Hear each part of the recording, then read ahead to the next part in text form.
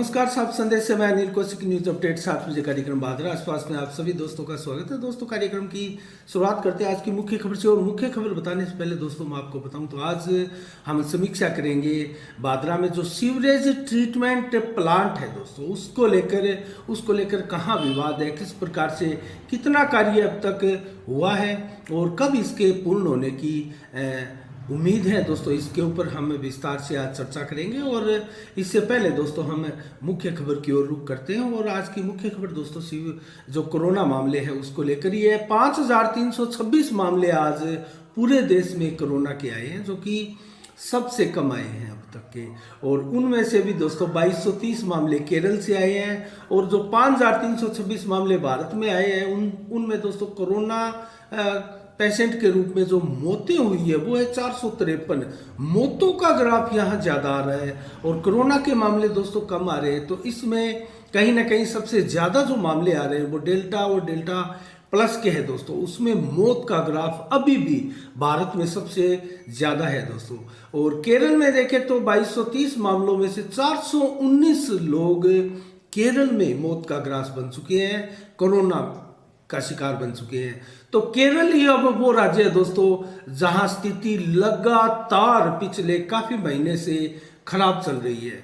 और शेष भारत में देखें तो 2-3 हजार मामले आ रहे हैं। और मौत का भी अगर ग्राफ शेष भारत में देखें तो अंदाजा लगाइए 453 पूरे भारत में मौतें हुई है और 419 जिसमें अकेले केरल से हुई है। तो 30-35 मौतें पूरे भारत में कोरोना में हो रही है दोस्तों, जो कहीं भी किसी भी कीमत पे कोई ज़्यादा नहीं है और एकदम नियंत्रण में, कंट्रोल में कोरोना को लेकर स्थिति शेष भारत में कही जा सकती है। लेकिन दोस्तों महाराष्ट्र और केरल ही दो राज्य ऐसे हैं जिनमें लगातार कोरोना के मामले जो है ज़्यादा है और गंभीर मामले भी वहीं से मिल रहे हैं। तो दोस्तों अब जिक्र करते हैं जो ओमिक्रॉन वेरिएंट है दोस्तों उसको लेकर, क्योंकि मैं इसका समाचार आपको रोजाना इसलिए बताता हूं दोस्तों।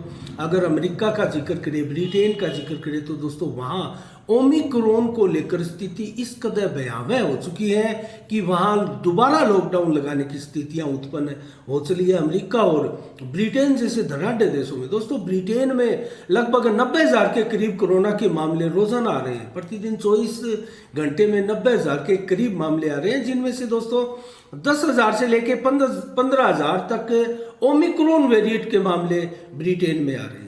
और अमेरिका का अगर आकलन करें तो दोस्तों अमेरिका में भी 20 से 30,000 के करीब रोजाना मामले कोरोना के आ रहे हैं दोस्तों। और स्थिति जो है इन कई देशों में, जो पश्चिमी देश है दोस्तों, बहुत ही डेंजर स्थिति बनी हुई है कोरोना को लेकर। और कुछ देश तो दोस्तों तैयारी कर रहे हैं एक बार पुनः लॉकडाउन की। लेकिन हमारे भारत में ऐसी स्थिति नहीं आनी चाहिए, क्योंकि हमारे भारत में हम सजग हैं और वैक्सीनेशन की रफ्तार हमारे भारत में काफ़ी अच्छी है, संतोषजनक है। इन देशों में भी वैक्सीनेशन बहुत अच्छा हुआ है जिनकी हम चर्चा कर रहे हैं। लेकिन दोस्तों वैक्सीनेशन, पूर्ण वैक्सीनेशन अभी इन देशों में भी नहीं हुआ है। और दोनों डोज लगाने वाले देशों में अगर देखें तो उनमें अब कहीं ना कहीं इजराइल जैसे देश है, उनमें इतनी ज़्यादा गंभीर स्थितियां नहीं है। और बूस्टर डोज से बताया जा रहा है, और WHO ने भी इसकी पुष्टि की है कि बूस्टर डोज लगाने के बाद में तो ओमिक्रॉन जैसे वेरिएंट की भी संभावनाएं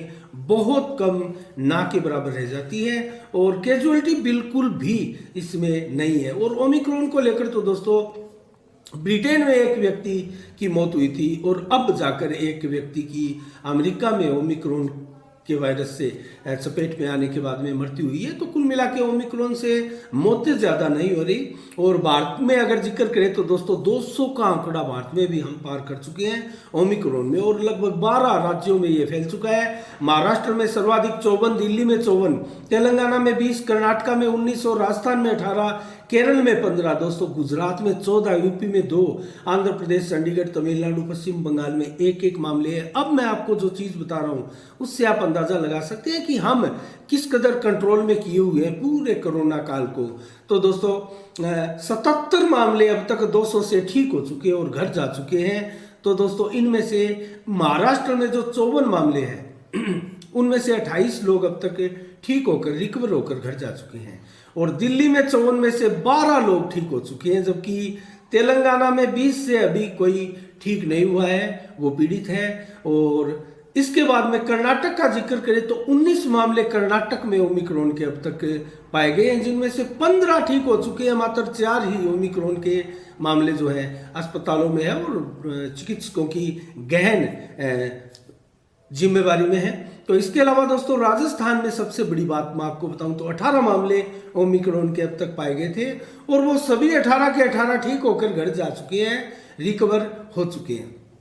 तो राजस्थान में फिलहाल ओमिक्रॉन का एक भी मामला नहीं है और ये संख्या इसीलिए काफी दिनों से स्थिर है, बढ़ नहीं रही है और राजस्थान में एहतियातन कदम उठाने तो अति आवश्यक है। दोस्तों केरल में 15 है और अभी 15 के 15 ही जारी है और 14 गुजरात में है, उनमें से भी कोई ठीक नहीं हुआ। यूपी में 2 ओमिक्रॉन के मामले पाए गए थे और दोनों ठीक हो चुके हैं।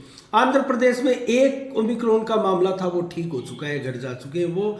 और पश्चिम बंगाल में भी 1 मामला मात्र ओमिक्रॉन का पाया गया था, वो ठीक हो चुके हैं। तो ये 77 अब तक 200 में से ठीक हो चुके हैं। तो दोस्तों ओमिक्रॉन से भी घबराने की आवश्यकता नहीं है, सजगता की आवश्यकता है, सतर्कता की आवश्यकता है और एहतियातन कदम हमें उठाने चाहिए। दोस्तों मास्क भीड़ भाड़ वाले इलाकों में जाने से पहले हमें लगा कर रखना चाहिए। तो इसके अलावा दोस्तों अन्य खबरों का रुख करते हैं बांद्रा आसपास में। बांद्रा आसपास की अन्य खबरों के बारे में दोस्तों हम जिक्र करें तो भीमराव अंबेडकर चौक, जो कि दोस्तों हिसार बस स्टैंड की तरफ जाते हैं, वहाँ जो बीच में आता है, और इसके ऊपर दोस्तों हम आपको बताएं तो यहाँ कुछ बदलाव होने जा रहे हैं और अंबेडकर चौक पर अब आपको कुछ नया नहीं, सब कुछ बदला बदला सा नजर आएगा। और जिस डॉक्टर भीमराव अंबेडकर की पत्थर की प्रतिमा मूर्ति जो लगी थी दोस्तों सर्कल में, एक काले रंग से पुती हुई दोस्तों जो प्रतिमा आपको दिखाई दे रही थी अब से पहले, अब वो आपको सुनहरी रंग में दिखाई देगी। उसको सुनहरी रंग से पोता गया है और दोस्तों ये काम किया है अंबेडकर नव युवक मंडल बांद्रा द्वारा और उनके प्रयासों द्वारा उसको सुनहरी रंग में बदला गया है। इसके कई कारण भी हैं और एक सबसे बड़ा कारण जो मैं आपको बताने जा रहा हूं दोस्तों वो है अमूमन अंबेडकर चौक को अंबेडकर चौक कहने की बजाय बहुत से लोगों के मुंह से हमने सुना है, ऐसे लोगों को कहते हुए भी देखा गया है, सुना भी है, वो कालती मूर्ति के रूप में ज्यादा उसको पुकारते थे। तो इसलिए इसका रंग जो है वो सुनहरी किया गया है और ये एक प्रकार से दोस्तों डॉक्टर भीमराव अंबेडकर जो संविधान के निर्माता है दोस्तों, उनका एक प्रकार से अपमान ही था। और अब सुनहरी कलर में जो मूर्ति है वो अब जो नाम लेंगे कोई भी तो उसको या तो सुनहरी मूर्ति या फिर दोस्तों डॉक्टर भीमराव अंबेडकर जी की मूर्ति कहकर संबोधित करेंगे। तो ये भी एक उद्देश्य था और डॉक्टर भीमराव अंबेडकर नवयुवक मंडल के जो बनाया हुआ है दोस्तों, उनके प्रयास जो है वो सराहनीय है और अनेकों प्रयास और भी उन्होंने किए हैं। सर्किल के बाहर जो है दोस्तों वहाँ भी रेडियम की प्लेटें लगाई गई है ताकि दूर से जो है चौक जो है सर्किल जो है वो दिखाई दे जाए रात्रि के समय में भी। इसके अलावा दोस्तों जो अंबेडकर भवन बांद्रा में बना हुआ है उसमें भी अमूल चूक परिवर्तन और सुधार अंबेडकर नवयुवक मंडल द्वारा किए गए। उनमें से साउंड सिस्टम लगाना हो या कुर्सी मेज वगैरह लगाना हो या अंबेडकर भवन में मेट बिछाने का कार्य हो और 26 दीवारों पर दुर्लभ चित्र अंबेडकर जी के बनाने हो दोस्तों, इस प्रकार के अमूलचूक सुधार जो है उसमें किए जा रहे हैं। तो ये काफ़ी सराहनीय दोस्तों। इसके अलावा अन्य खबरों का रुख करें तो डीपी वर्मा जो दोस्तों बेटी बचाओ बेटी पढ़ाओ अभियान के तहत संयोजक बने थे और बांद्रा में सर्वप्रथम उन्होंने इस अभियान की शुरुआत की थी काफ़ी वर्षों पहले दोस्तों। उनको और सत्यवान वर्मा जो है अनाथ आश्रम का संचालन करते हैं, उनको दिल्ली में दोस्तों सम्मानित किया गया है मेरिट अवार्ड में मार्केट रिसर्च संस्था द्वारा। और ये उनको जो अवार्ड दिया गया है वो है इंडिया मोस्ट प्रोविडेंट अवार्ड 2021 से उनको सम्मानित किया गया है दोनों को। और ये अवार्ड देने वाले हैं दोस्तों प्रसिद्ध क्रिकेटर हरभजन सिंह जो कि भारतीय क्रिकेट के सितारे रहे हैं और स्पिन गेंदबाज रहे हैं, पूरे विश्व विख्यात गेंदबाज रहे हैं, उनके हाथों से इन दोनों ही भादरा की शख्सियतों का सम्मान किया गया। और ये सम्मान मेरिट अवार्ड के नाम से मार्केट रिसर्च संस्था है उनके द्वारा दिए गए दोस्तों, इंडिया मोस्ट प्रोविडेंट अवार्ड 2021। तो इसके अलावा दोस्तों अन्य खबरों का अगर रुख करें तो आज के दिन दोस्तों हम जिक्र करेंगे, मैंने आपको पहले भी बताया था, जो पालिका की तरफ से जो ट्रीटमेंट प्लांट बन रहा है दोस्तों, उसके ऊपर हम विस्तार से चर्चा भी करेंगे। और आज पालिका टाउन हॉल में दोस्तों एक कैंप लगा था, और वो कैंप सभी 40 वार्डों के लिए, और ये कैंप जो था वो प्रशासन शहरों के संग अभियान के तहत ही लगाया गया था। और सभी 40 वार्डों में एक एक वार्डों के हिसाब से 2 डे वाइज कैंप लगने थे, उनका समय काफ़ी पहले पूरा हो चुका है।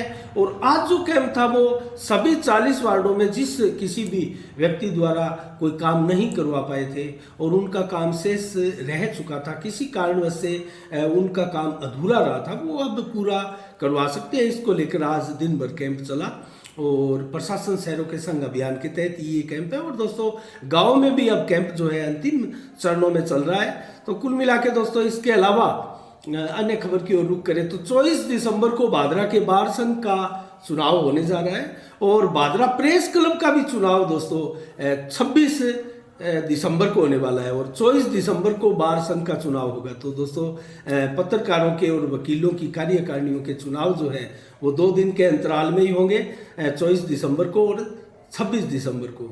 तो इसके लिए दोस्तों जो बार संघ के चुनाव हो गए, अध्यक्ष पद को लेकर दोस्तों 3 उम्मीदवार चुनावी मैदान में है, और ताराचंद मोटसरा, महेंद्र जांगीड़ और सुनील बेनीवाल दोस्तों तीनों के बीच में बताया जा रहा है कि कांटे की टक्कर है, और तीनों के बीच में त्रिकोणीय मुकाबला बताया जा रहा है। तो इसके अलावा दोस्तों पत्रकारों के बीच में भी सर्वसम्मति से चुनाव होंगे, और देखते हैं सर्वसम्मति के साथ कोई अध्यक्ष निर्वाचित होता है या फिर चुनावी प्रक्रिया के तहत मतगणना करके इसका चुनाव किया जाता है। इसके लिए चुनाव अधिकारी सुशील खजोतिया जी को नियुक्त पूर्व में भी किया जा चुका है, पूर्व में जो गांधी पार्क में बैठक हुई थी।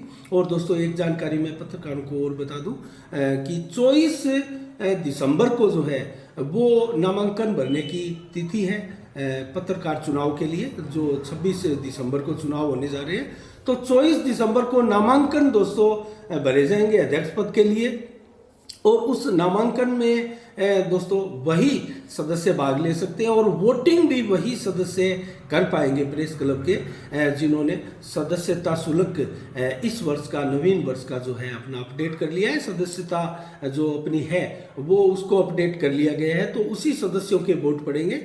तो अगर जिस किसी भी सदस्य ने अपनी सदस्यता का नवीनीकरण नहीं करवाया दोस्तों, वो अपना नवीनीकरण जो है वो करवा सकते हैं। इसके अलावा दोस्तों अन्य खबरों का रुख करें तो हम आपको मंडी के भाव भी बताएंगे और मौसम का मिजाज भी बताएंगे। और अब चर्चा करते हैं उसी समीक्षा की।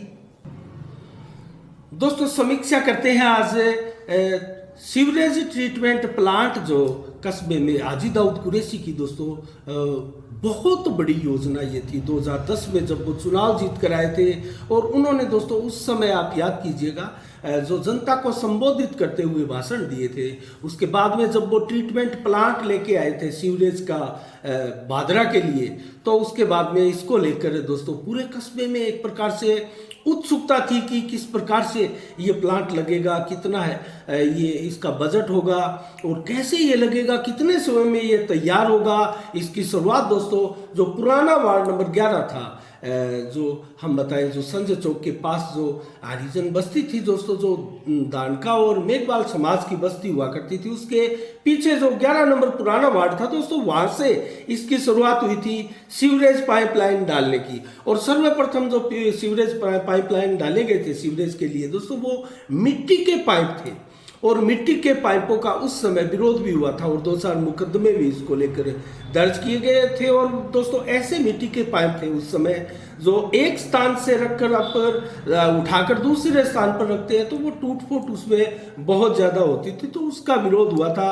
कि अगर यही सीवरेज लाइन डलनी है भादरा में तो इसका भविष्य तो सुनिश्चित दिखाई नहीं देता दोस्तों। उसके बाद में सारा खाका तैयार किया गया, कंपनी दूसरी आई और कंपनी ने दोस्तों सीवरेज का सारा वो जो मटेरियल था दोस्तों वो भी चेंज किया, उसका पूरा खाका भी तैयार अलग सिरे से हुआ, और जो विरोध हुआ था दोस्तों उसको भी ध्यान में रखकर जो चीज़ें जो लोगों ने ऑब्जेक्शन किया था दोस्तों उसके ऊपर काफ़ी सुधार हुआ। कहने का मतलब उसके बाद में अब जब सीवरेज ट्रीटमेंट प्लांट को काफ़ी वर्ष हो गए हैं और हम 2010 के अंतिम वर्ष में सीवरेज का कार्य प्रारंभ हुआ था दोस्तों, और उसके बाद में रईसा बानो का पूरा 5 वर्ष का कार्यकाल जो है इसमें गुजरा है। उसके दौरान भी सीवरेज की धीरे धीरे ही सही प्रोग्रेस हुई थी, और सबसे ज़्यादा प्रोग्रेस प्रारंभ में हुई थी दोस्तों। लेकिन अभी भी दोस्तों नगर पालिका में अगर कहें तो कितना काम सीवरेज का हुआ है इसकी चर्चा करें तो 70% से अधिक सीवरेज का कार्य दोस्तों हो चुका है। अब जो कार्य चल रहा है दोस्तों वो गलियों का, वार्डों का नहीं है, वो मुख्य पाइप लाइनों का है।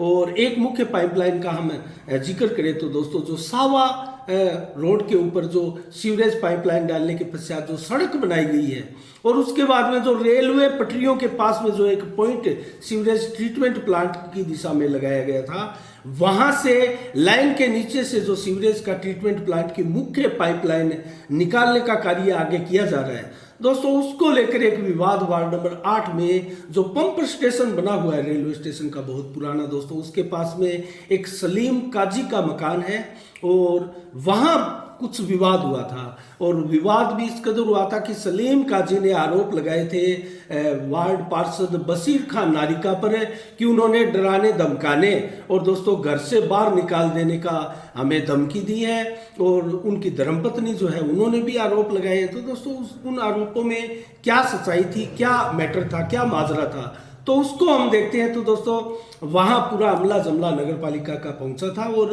10 फुट जगह वहाँ मांगी गई थी कि आप यहाँ, सलीम काजी को कहा गया था कि यहाँ हमें 10 फुट सीवरेज पाइपलाइन जो डालनी है ट्रीटमेंट प्लांट के लिए, उसके लिए 10 फुट जगह चाहिएगी, तो उसके लिए हम आपको जो है दीवार चिनवाने के और उसका अगर थोड़ा खर्चा होता है तो वो भी हम दे देंगे।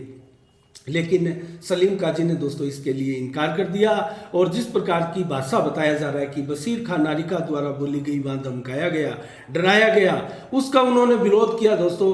और उसके बाद में बशीर नारिका का भी एक चैनल पर बयान आया था दोस्तों, सोशल चैनल पर, कि हमने ऐसा कुछ भी नहीं कहा है और ये सारी मनगढ़ंत बातें, और मैंने किसी को डराया धमकाया नहीं है। हाँ ये जरूर है, ये मैं जरूर कहता हूँ कि वो जगह जो है वो अतिक्रमण किया हुआ जगह है, जबकि सलीम काजी का कहना है कि 40 वर्षों से मैं यहाँ रह रहा हूँ, और उससे 20-30 वर्षों से पहले मेरे पिताजी यहाँ रहते थे, तो हमारा 60 वर्षों का यहाँ बसेरा है। और दोस्तों अगर हम बात करें 60 वर्षों के या 40 वर्षों के बसेरे को किसी के उजाड़ने की नौबत आती है, तो भादरा में ऐसे तो दोस्तों सैकड़ों आपको मकान मिल जाएंगे जो कि 30, 40, 50 वर्षों से जो है एक अतिक्रमण के रूप में ही रह रहे हैं, किसी प्रकार से उनकी ज़मीनों के पट्टे वगैरह नहीं है।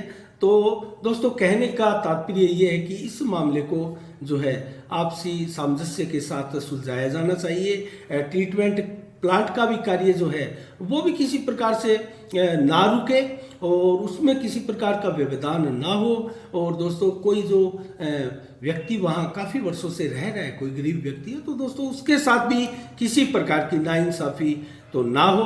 तो ऐसा एक मामला दोस्तों जरूर सामने आया। और इसके अलावा दोस्तों हम चर्चा करें सीवरेज ट्रीटमेंट प्लांट की, तो डून सागर के इर्द गिर्द दोस्तों सीवरेज से दोस्तों घरेलू कनेक्शन करने प्रारंभ कर दिए गए हैं, और बड़ी संख्या में कनेक्शन हो भी गए। उसके लिए टेंडर दोस्तों नगर पालिका की तरफ से निकाले जा रहे हैं, और उसका पैसा जरूर सीवरेज कंपनी दे रही है। लेकिन ये प्रक्रिया जो है वो हमें कुछ अटपटी लगी, क्योंकि जिन लोगों के द्वारा दोस्तों ये घरेलू कनेक्शन किए जा रहे हैं वो भूमि से ऊपर, भूमिगत नहीं है, भूमि से ऊपर वो कनेक्शन किए जा रहे हैं। और वो पाइप लाइनें दोस्तों गलियों में जो है वो बड़ी संख्या में आपको, सैकड़ों की संख्या में आपको दिखाई देगी।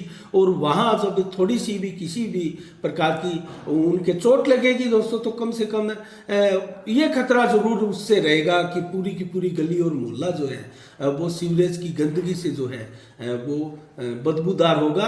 तो कुल मिला के वातावरण पर भी इसका असर पड़ेगा। और दोस्तों अगर सही आप देखें तो सही मायने में ये भूमि से ऊपर जो कनेक्शन किए जा रहे हैं वो कहीं ना कहीं उसमें त्रुटियां हैं, उसको सुधार किया जाना की भी आवश्यकता है और लोगों ने मांग भी की है दोस्तों।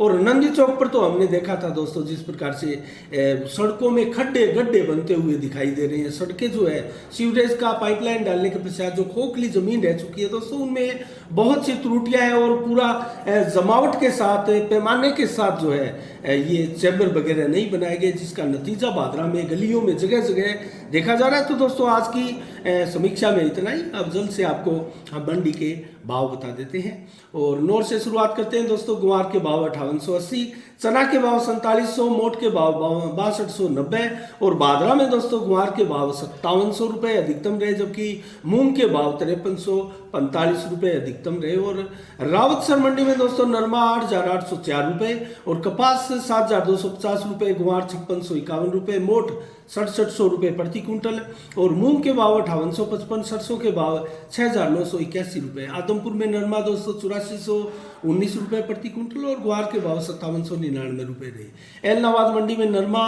8250 रुपये, कपास 6900 रुपये और संगरिया मंडी में नरमा दोस्तों 8780 रुपये प्रति क्विंटल रहा, जबकि ग्वार का भाव 5833 और मूंग के भाव 6140 रुपये अधिकतम रहे।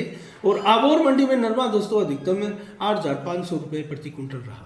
इसके अलावा सरसा मंडी में नरमा 8686, कपास 6901, सरसों 6831 और हनुमानगढ़ मंडी में सरसों 7680 रुपये प्रति क्विंटल और कपास के भाव 8709 रुपये प्रति क्विंटल रहे, जबकि मूंग के भाव 5925 रुपये और ग्वार के भाव 5710 रुपये, जबकि बाजरा के भाव 1900 रुपये प्रति क्विंटल रहे।